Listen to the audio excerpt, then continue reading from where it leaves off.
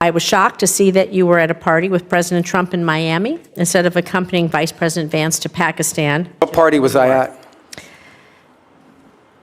I was at a party? It's publicly reported, and there's photos there. But what party? No, but you're going to say that. I'm going to answer it. I'm going to answer that question, because that's an absurd statement. So that's embarrassing for us, and it's embarrassing for you. Senator Jackie Rosen thought she had caught Marco Rubio red-handed. She accused the Secretary of State of skipping critical international negotiations and partying with President Trump in Miami while America faced major foreign policy challenges overseas. She claimed there were photos. She claimed it was embarrassing. She claimed America deserved better. But there was one problem. The story wasn't true, and Rubio was about to dismantle her entire argument in real time. What started as a routine Senate hearing suddenly turned into one of the most uncomfortable moments of the day as Rubio fired back with details Rosen clearly wasn't expecting. Secure phone calls, direct communication with negotiators, real-time updates to the president. And then came the line that instantly grabbed everyone's attention. "I know your staff wrote up this cute statement for your TikTok video." At that point, the hearing stopped being about diplomacy. It became a lesson in the difference between political theater and actual leadership. Embarrassing for us, and it's embarrassing for you. 100% inaccurate and 100% wrong. Number one, the Vice President of the United States was there, and he wasn't confirmed by us, and he was elected by the American people. I was not at a party. Where I was is next to the president, because in the midst of those negotiations, I was in communications with them. So you don't know what you're talking about. You're just Senator making Rosen, stuff up. he has the floor. I know your staff wrote up this cute statement for your TikTok video, but it's not true, and it's not real. That's not what happened. So, Secretary Rubio, during your confirmation and budget hearings last year, you committed to me you would support women and girls programming at the State Department. But under your leadership, you've terminated dozens of awards supporting women and girls. You shuttered the Office of Global Women's Issues, GWE. You fired the entire staff. You said repeatedly that regional bureaus will now be responsible for programs to support women and girls. But my staff has asked every single regional bureau if they have a plan to do this, and not a single bureau can provide me with an answer.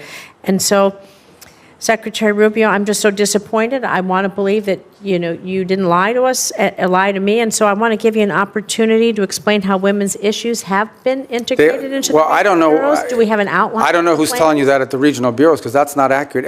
Now some regional bureaus have a larger mandate on women's issues than others. As you example, like in Europe, it's probably less intense than in Africa. Can you tell me who on your team we can reach out to then to find out? Because we're not getting, they're telling us they don't know. Well, the regional bureaus tell you they don't know? That's Not only correct. does every regional bureau have someone in charge of women's issues, or at least in charge of that portfolio, but most of our embassies, especially in some of these key places, are advocating follow up, this. and can I call you and Yeah, have of course. a conversation, because somehow there's a communication? Yeah, because we didn't eliminate the program. We simply felt that there's a difference between the women's issues, for example, that you would face in Africa versus what you may be facing in some part of Could you name a Asia. single new program that you've stood up in the last, since the GWE office was closed? Do you know of any? First of all, almost every single one of our programs that we do now, our humanitarian response to crisis, our food programs that we distributed, all of them have a women's component to it. So, primarily because in these societies, women are the first ones affected. Team, please, so we can get some clarification. Yeah, we'll follow up, and I'll give you the right people. But each of these bureaus has someone, or more than one case. The last one here is, there is a International Women of Courage program. You and the First Lady have championed. Are you going to commit to maintaining that? The which one, I'm sorry? The Women of Courage program. You and the First Lady have championed that. Yeah, well, we had an award ceremony last year. So I don't know if one is scheduled for this year yet. Thank you. With the remainder of my time, I'd like to remind the American people that as the Secretary of State, your main duty as America's chief diplomat is to maintain our relations with foreign nations. This is why I was shocked to see that you were at a party with President Trump in Miami instead of accompanying Vice President Vance to Pakistan for negotiations. What party was I at? I was at a party? It's publicly reported, and there's photos there. But what party? No, but you're going to say that. I'm going to answer it. I'm going to answer that question, because that's an absurd statement. I was not at a party. If I finish my paragraph, he can answer. People are going to slander me. I'm going to answer Steve it. Witkoff and Jared Kushner, both of whom were never confirmed by this body to be America's diplomats, accompanied the vice president in the negotiations. Even Iran's foreign minister was not there, yet was there, and you were not. I just feel that's embarrassing for us, and it's embarrassing for you.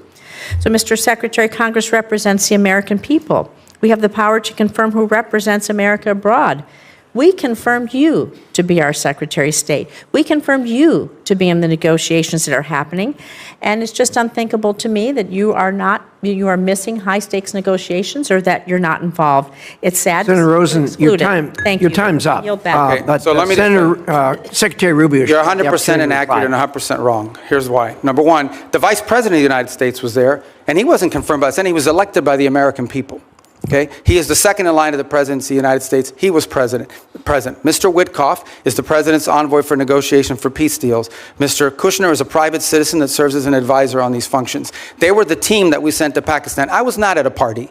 Where I was is next to the president, because in the midst of those negotiations, I was in communications with them. And in fact, I think there is media reporting from that evening on how on multiple occasions I went into a back room, I came back out and spoke to the president and was constantly updating him. On that evening, I spoke to Mr. Kushner and our negotiating team and Mr. Witkoff on at least 6 occasions, including twice on a secure line from the phone they had access to over there. So you don't know what you're talking about. You're just Senator making Rosen, stuff up. he has the floor. I know your staff wrote up this cute statement for your TikTok video, but it's not true, and it's not real.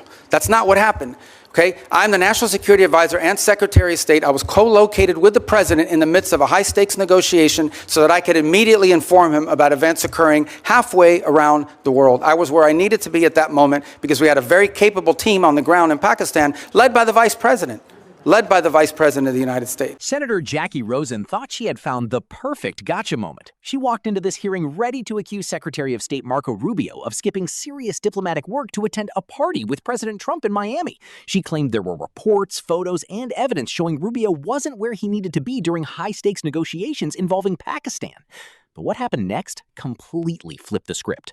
After questioning Rubio about State Department programs, Rosen suddenly pivoted and claimed she was shocked he had been partying instead of personally participating in the negotiations. Rubio immediately stopped her and asked a simple question: "What party was I at?" Rosen insisted it was publicly reported. Rubio fired back.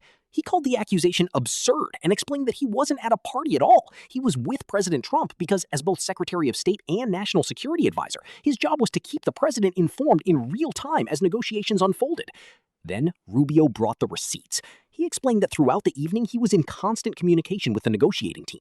According to Rubio, he stepped away multiple times to take calls, receive updates, and brief the president on developments as they happened.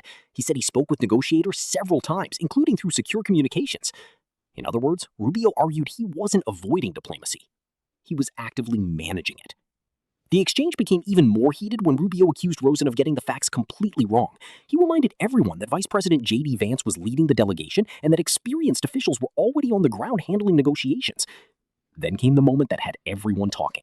Looking directly at Rosen, Rubio said, "I know your staff wrote up this cute statement for your TikTok video, but it's not true and it's not real." The room immediately got tense. What started as an attack on Rubio quickly turned into a debate over whether some politicians are more interested in creating viral clips than discussing the facts.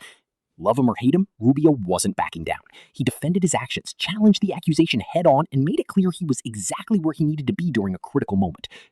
What do you think? Did Rubio completely shut down Rosen's attack, or did she raise valid concerns? Let us know in the comments below. And if you enjoy these political hearing breakdowns, make sure to like this video, subscribe to Congress Parrot, and turn on notifications so you never miss the next major showdown from Washington. Thanks for watching, and we'll see you in the next one.